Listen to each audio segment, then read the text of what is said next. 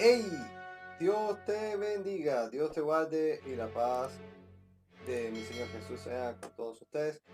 Aquí de nuevo tu hermano Pedro. Hoy quiero seguir en la serie de los testigos de Jehová y desarrollar otro capítulo basado en todas aquellas creencias, ¿no?, que ellos profesan. Las tales, muchas son equivocadas y que hoy en más de 150 países se practican. Pero hoy quiero hablarles de una en particular y es de la sangre, de la transfusión o de las transfusiones de sangre. ¿Por qué ellos en un tiempo no la aprobaron? ¿Y por qué hoy llegan a aprobarla de alguna manera?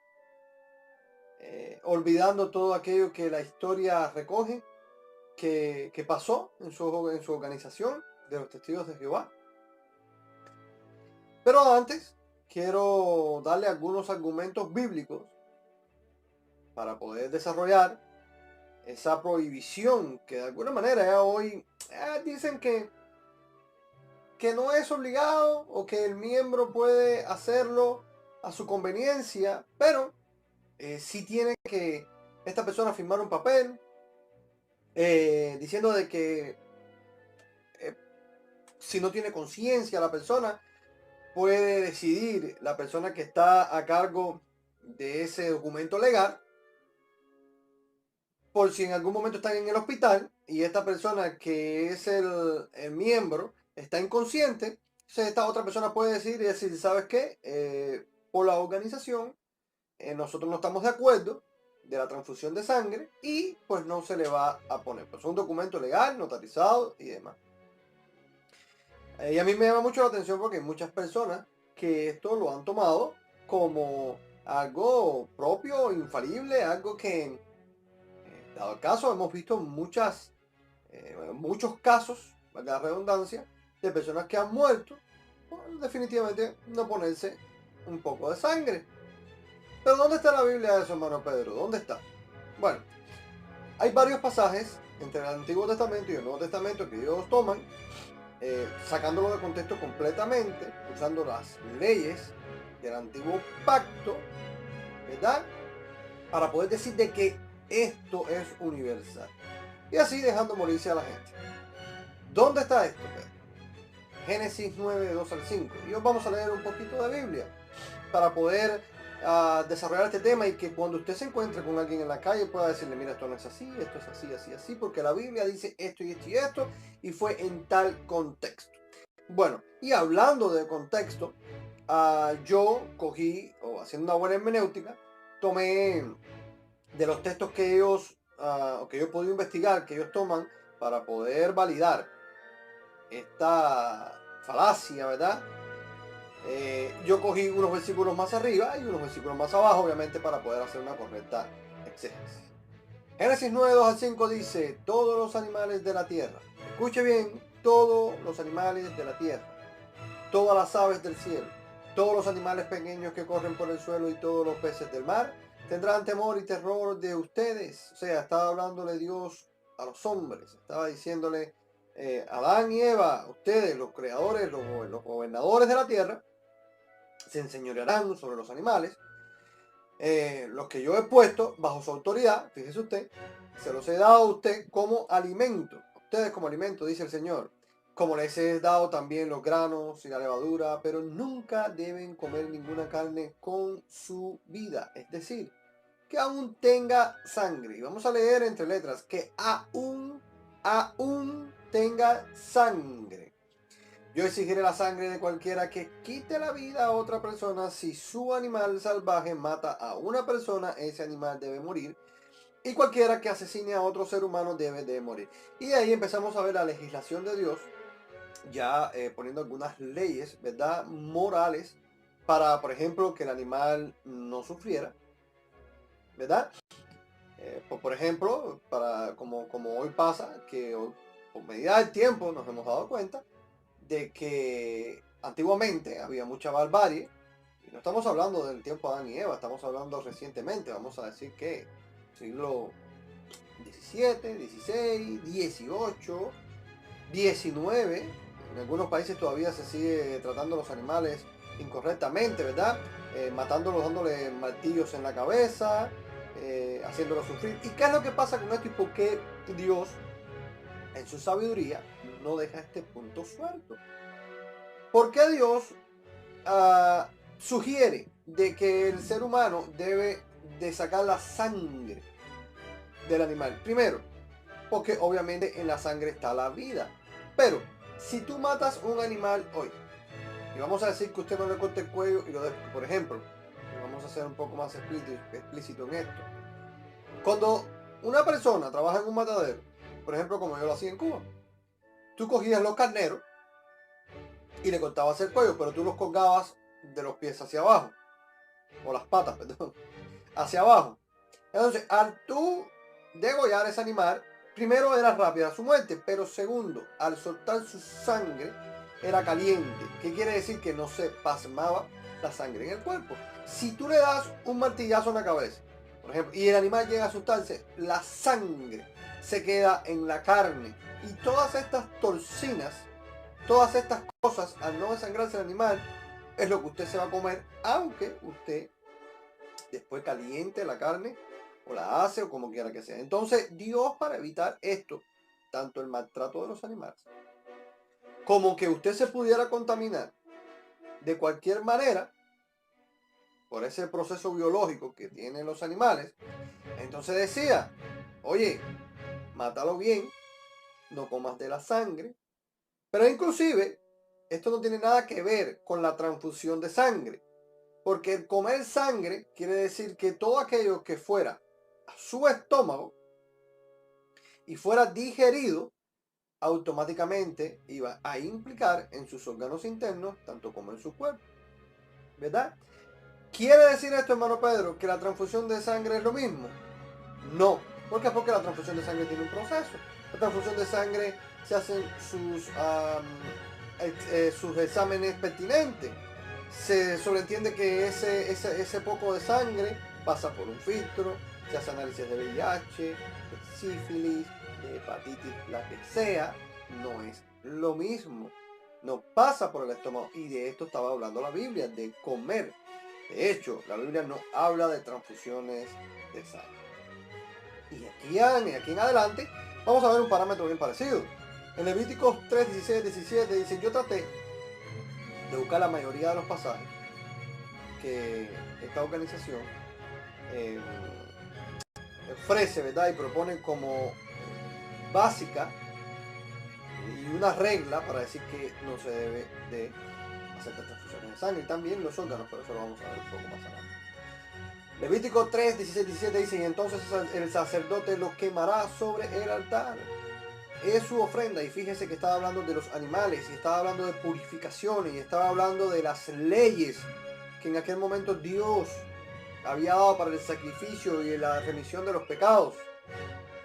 Y por eso también vemos que si no se pudiera donar sangre, bueno, entonces el primer donante de sangre que tenemos en la Biblia, puro y santo, ¿verdad?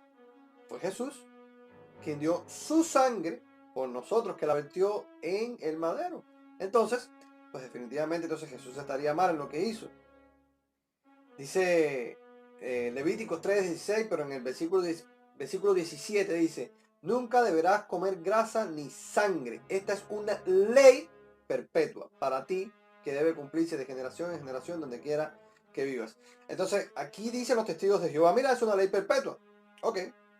Entonces yo le pregunto, si es una ley perpetua, entonces el sábado también no era una ley perpetua. Hello.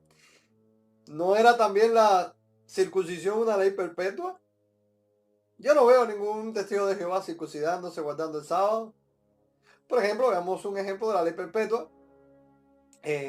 Dice que en Génesis 17:13, dice, el Señor le dijo, ¿verdad? Por el medio este fue el pacto con Abraham. Y la Biblia tiene varios pactos que el Señor ha respetado en dependencia de la evolución del hombre, ¿me entienden? Y de su contexto histórico.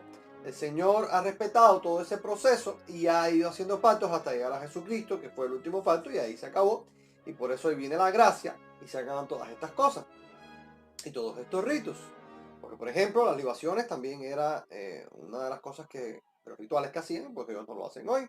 Por eso Santiago dijo que si tú cumplieras toda la ley y la ofendieras o omitieras un punto de ella, entonces definitivamente estuvieras omitiéndola, estuvieras pecando en todos los aspectos. Génesis 17:13 dice, todos deben ser circuncidados, llevará en su cuerpo la marca de mi pacto eterno. Entonces, hermano Pedro, ¿los cristianos debemos tener este pacto? No. Los judíos sí, porque no tienen a Cristo. Pero nosotros los cristianos no. Nosotros tenemos, dice la Biblia que nosotros ahora tenemos un mejor pacto, que es el de Jesús. Levítico 17:9-11 dice, pero no lo lleva a la entrada del tabernáculo para ofrecer al Señor. Esa persona será excluida de la comunidad. Entonces, veamos abajo. Si algún israelita de nacimiento extranjero que viva entre ustedes, come o bebe sangre, de cualquier forma yo pondré en contra de esa persona yo me pondré en contra de esa persona y lo excluiré de la comunidad, porque la vida del cuerpo está en la sangre. Les he dado la sangre sobre el altar. Fíjese, ¿qué es lo que está diciendo? Porque también estaba hablando porque los israelitas o la tribu de Leví en aquel entonces también era sustentada por las otras tribus. ¿Qué quiere decir esto? Que de los sacrificios también de las ofrendas que se le daban para remisión de pecados, ellos también tomaban una parte. Y ahí también vemos la historia de los hijos de Eli, que tomaban de sobremedida la comida de los sacrificios, y esto formaba parte de los sacrificios también. Entonces, por eso el Señor también dice, oye, de esto que está aquí, ¿verdad? Aquí está la vida, esto fue lo que me ofrecieron. Pues en cambio, no deben de comer la sangre. Dice que en la sangre dada a cambio de su vida, la que hace posible la purificación. Ve que está hablando de purificación en ese aspecto en concreto. Deuteronomio 12:15-16 dice, puedes matar tus animales y comer su carne en cualquier ciudad. Fíjese que no contraproduce, porque si lo miramos a un punto de vista, siempre quedará un poco de sangre en la carne, pero lo que te pedía en aquel entonces era que depurara, ¿verdad? Que la sangre fuera derramada completa.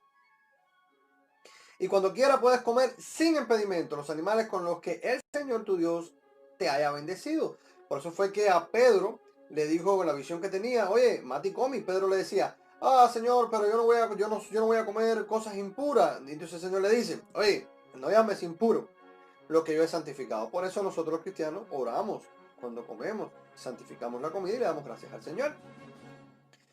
Y aquí te habla todo el pueblo, o no ceremonialmente puro, podrá comer la carne de esos animales. O sea, estaba haciendo distinción de lo que podían o de lo que no podían comer, en dependencia de lo que se ofrecía. Pero de ninguna razón consumas la sangre, sino derrámala sobre la tierra como si fuera agua. Y eran leyes dadas, e inclusive por medio de estas leyes también podemos ver también, por ejemplo, cuando existieron en los 1800 todas aquellas pestes, la peste bubónica y todas aquellas cosas enfermedades y plagas que existieron, que no tenían cura por la falta de conocimiento, ¿no? La tecnología no estaba tan avanzada como ahora, ni las ciencias médicas. Pues a favor de esto que practicaban los judíos, la mayoría de las comunidades que se salvaron en aquellos entonces fueron las comunidades judías. ¿Por qué? De la forma que se purificaban, de que se lavaban, de que comían.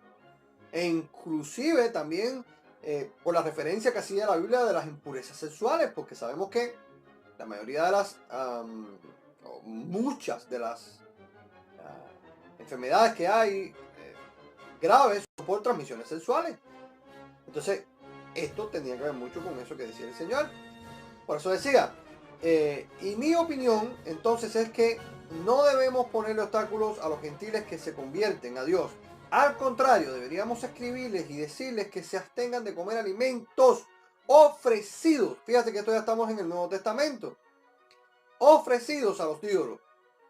e inmoralidad sexual, de comer carne de animales estrangulados. Entonces, para que vea, tenía que ver con los sacrificios y los animales estrangulados, porque se quedaba congelada, se quedaba plasmada esa sangre en el cuerpo y no podía ser derramada completamente. Y bueno, y le dice, y de no consumir sangre. Pues esas leyes de Moisés, fíjese, leyes de Moisés se han predicado todos los días de descansos en las sinagogas judías de cada ciudad durante muchas generaciones. Entonces yo le pregunto, ¿estamos nosotros bajo la ley o bajo la gracia? La ley de Moisés dice que fue, de ninguna manera era pecado, porque la ley es santa, pero ni ellos mismos la podían cumplir. Y fue el ayo para que nosotros pudiéramos encontrar a Jesús y poder reconocer de que somos pecadores todo el tiempo. Por eso después viene Jesús y viene la gracia. Y por medio de él nosotros podemos llegar al Padre, pero no por sacrificios ni por obras. Por eso dice Hechos 15:29, deben abstenerse de comer alimentos ofrecidos, y esa es la diferencia. Cuando estamos en el nuevo pacto, el pacto de la gracia, ¿debemos comer alimentos ofrecidos a los ídolos? No, porque eso no glorifica al Señor. Eso es como cuando yo iba cuando yo iba a los bembé o a los toques de santo, y yo practicaba la brujería, pues todo lo que se daba ahí era sacrificado y dedicado a los ídolos, a los supuestos santos orichas. Entonces, esa es la diferencia entre comer cosas sacrificadas o estranguladas, a quitar esa prohibición, esa línea, como le dijo a Pedro, oye, mate y come. Amén. E inclusive le puedo decir más. No podemos tampoco espiritualizarlo todo, porque si vamos a decir que usted, a quien le trae un poco de comida y usted no sabe que es ofrecido a los ídolos, le va a pasar algo, Dios lo va a castigar. No, sencillamente Dios juzga según su contexto y él sabe todas las cosas. Más bien, él lo que quiere es que tú conscientemente puedas entender que es impuro y que todo lo que dice la Biblia, todo lo que sea de dicho de hecho, que sea como para Dios. Esa es la diferencia. Fíjense que también hace alusión aquí y nos resalta también las inmoralidades sexuales. Si hacen esto, también se lo harán a Dios. Entonces, vamos a romper un poco el argumento de que no podemos transfundirnos sangre, porque estamos viendo hasta aquí que todo tiene que ver con comer y no tiene nada que ver con transfundirse. Dice que la respuesta para romper argumentos estaba, ¿sabes? Lo que vimos ya, que era bajo el antiguo pacto. Ahora vamos a ver qué dice Romanos 7 del 1 al 6. Y esto es para la iglesia. ¿Acaso ignoráis, hermanos, pues? Hablo con los que conocen la ley. Fíjense que aquí el escritor de Romanos, que asumimos que sea Pablo, le está diciendo a los romanos, o a las personas que él está hablando, que le está dando su discurso, que ellos conocen la ley. Y dice que la ley se enseñorea del hombre entre tanto que éste vive. Es una pregunta. Porque la mujer casada, y mira el contraste, la ilustración que hace Pablo. Porque la mujer casada está sujeta por la ley al marido, mientras que éste vive. O sea, antiguo pacto. Pero si el marido muere, fíjense, si viene Jesús, la Biblia dice que Jesús es el esposo y la iglesia es la novia. Dice, si el marido muere, ella queda libre de la ley del marido, o sea, ya quedamos libres del antiguo pacto. Así que si en vida del marido se uniere a otro varón, será llamada adúltera, o sea, como le decía en unas ocasiones Pablo a Pedro, oye, decídete, cuando estás con los gentiles eres gentil, pero cuando estás con los judíos eres judío. ¿Qué vas a hacer? No podemos ser fuente que da agua amarga y agua dulce. Pero si su marido muriere, es libre de esa ley. De tal manera que si se uniere a otro marido, no será adúltera. Entonces, la ley de Moisés acabó con Jesús. Estamos bajo el nuevo pacto. Ahora estamos bajo la gracia. Podemos comer todo lo que querramos, independientemente de que, a diferencia de lo que vimos que sea dedicado a los ídolos. Y de igual manera, si somos vida y pro vida, debiéramos entender que la transfusión de sangre, si somos tan cristianos y amamos al Señor sobre todas las cosas y a tu prójimo como a ti mismo, entonces contraproduciera si en vez de negarle la sangre usted se la pudiera dar, porque está amando, usted se está quitando algo de usted, algo que está dentro de ti para darle vida. Pues dice, así también vosotros, hermanos míos, vosotros, está hablando la iglesia, hermanos míos, habéis muerto a la ley mediante el cuerpo de Cristo. Cuando el Señor dijo consumado es, se acabó la ley. Para que seáis de otro, del que resucitó de los muertos, a fin de que llevemos frutos para Dios. Porque mientras estábamos en la carne, o sea, en la ley, las pasiones pecaminosas que eran por la ley, obraban en nuestros miembros llevando frutos para muerte. Pero ahora estamos libres de la ley, por haber muerto para aquella en que estábamos sujetos. De modo que si sirvamos bajo el régimen nuevo del Espíritu, ya no bajo el régimen viejo de la letra. O sea, todas aquellas leyes de Moisés se acabaron. Usted es libre. Fíjese que dice Gálatas 4:24-31, por lo cual es una alegoría. Pues estas mujeres son los dos pactos. Y aquí va a hablar del hijo de la promesa y del hijo de la esclavitud. El uno proviene del monte de Sinaí, el cual da hijos para esclavitud. Este es Agar, hablando de cuando Abraham se desespera y su esposa le da a la esclava para que él tenga un hijo y no tiene el hijo de la promesa, sino que después Dios le da a Isaac, que es el hijo de la promesa por el cual hoy nosotros descendemos de toda esta generación espiritualmente para llegar a Jesús. Porque Agar es el monte de Sinaí en Arabia, fíjese, y de ahí también los musulmanes, y corresponde a la Jerusalén actual, pues está junto con sus hijos. Está en esclavitud, mas la Jerusalén de arriba, o sea, donde viene nuestro Señor, donde dice que Él después vendrá a gobernar con su iglesia, la cual es madre de todos nosotros, es libre. O sea, todas aquellas leyes acabaron, porque está escrito, regocíjate, oh Esther, tú que no das a luz. Prorrumbe en júbilo y clama tú, que no tienes dolores de parto, porque más son los hijos de la desolada que da la que tiene marido. Así que, hermanos, nosotros como Isaac somos hijos de la promesa. Pero como entonces el que había nacido según la carne perseguía al que había nacido según el Espíritu, así también ahora nosotros. Por eso, y este versículo 29 nos está dando una enseñanza, que todo aquel que nace de la carne, que todavía está bajo la ley, siempre va a criticar al que está bajo el Espíritu. Aquel que te dice, no hagas esto, no hagas lo otro, no comas aquello, viste así, tienes que tener un gabán, tienes que tener un velo hasta aquí. Pues la Biblia dice que no es así. Definitivamente tenemos que guardarnos para Dios, pero no bajo las leyes que ni ellos mismos pueden cumplir. Más, ¿qué dice la Escritura? Echa fuera a la esclava y a sus hijos se echa fuera la ley, porque no heredará el hijo de la esclava con el hijo de la libre. O sea, no es lo mismo la ley que la gracia. De manera, hermano, que no somos hijos de la esclava, sino de la libre. Entonces, ¿cómo podemos traer todas aquellas cosas que nos esclavizaban? Por ejemplo, cuando el Señor